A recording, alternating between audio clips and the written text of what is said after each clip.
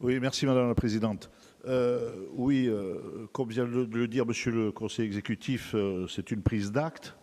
Donc nous prenons nous aussi acte de ce rapport d'information qui traduit par rapport à ce qui a été exprimé une volonté d'aboutir sur cette déviation dont le début des travaux avait été annoncé par le passé pour l'année 2021 lors du vote de la PPI 2017. Vous disiez, Monsieur le Conseiller exécutif, que la PPI, il y en avait bien une. Nous n'avons jamais contesté cela. Ce que l'on a souhaité avoir, c'est une actualisation de celle-ci depuis, et nous l'attendons toujours. Le projet que vous nous souhaitez, vous l'avez dit, prévoit la création d'une nouvelle voie de 4 km 2 qui partirait au nord avec le giratoire et autres. La question, c'était de savoir si, d'un point de vue réglementaire, la commune de Lecce avait intégré dans son PLU les emplacements réservés. C'est OK, vous l'avez dit. Je crois que c'est à l'inverse de celui de la commune de Tson. Ça, je ne sais pas si les efforts ont été faits de ce côté-là. En tout cas, s'ils n'ont pas été faits, comment peut-on contourner cette difficulté nouvelle qui se présente? Le tracé est le même que celui qui avait été retenu par les enquêtes publiques de 2014 et de 2017.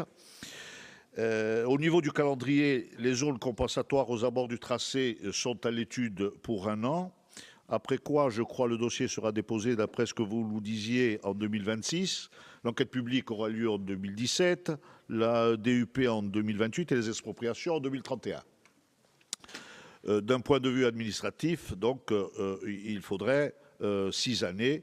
Vous en conviendrez, c'est particulièrement long, mais les délais sont incompressibles par rapport à ce que vit la population du Sud, et particulièrement ceux qui transitent entre l'axe Porto Vecchio-Bastia. Mais ce qui est plus important, est-ce que l'on doit considérer que ce projet finalement remporte votre adhésion et qu'il sera inscrit dans le futur PPI?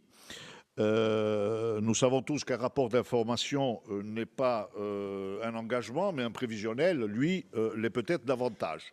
Alors j'en viens au coût prévisionnel du projet que vous nous avez présenté. Je crois qu'il est de l'ordre, par rapport à ce que vous avez affiché, de 33 millions d'euros. Ce que je souhaiterais savoir, si ce montant a fait l'objet d'une nouvelle évaluation ou si les services ont repris simplement l'estimation antérieure. Ça, c'est le premier point. Dans le PPI en 2017, je rappelle que la déviation de Sainte-Lucie était estimée à environ 30 millions d'euros et devait être réalisée entre 2021 et 2024 avec un séquencement au niveau des réalisations de travaux et des crédits de paiement à hauteur de 3 millions d'euros pour 2021, 9 millions d'euros pour 2022, 9 millions d'euros pour 2023 et 9 millions pour 2024.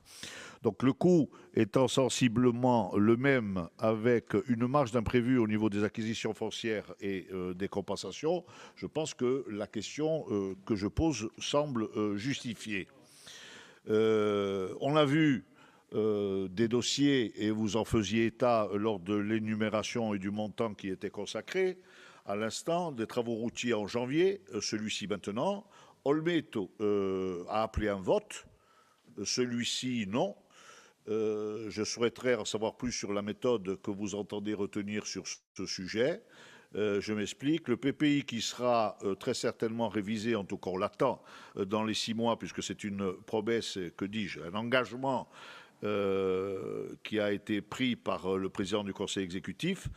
Je voulais savoir s'il allait être actualisé pour modifier ces 2 dernières années ou si on allait carrément partir sur une nouvelle période de 10 années. Je vous remercie.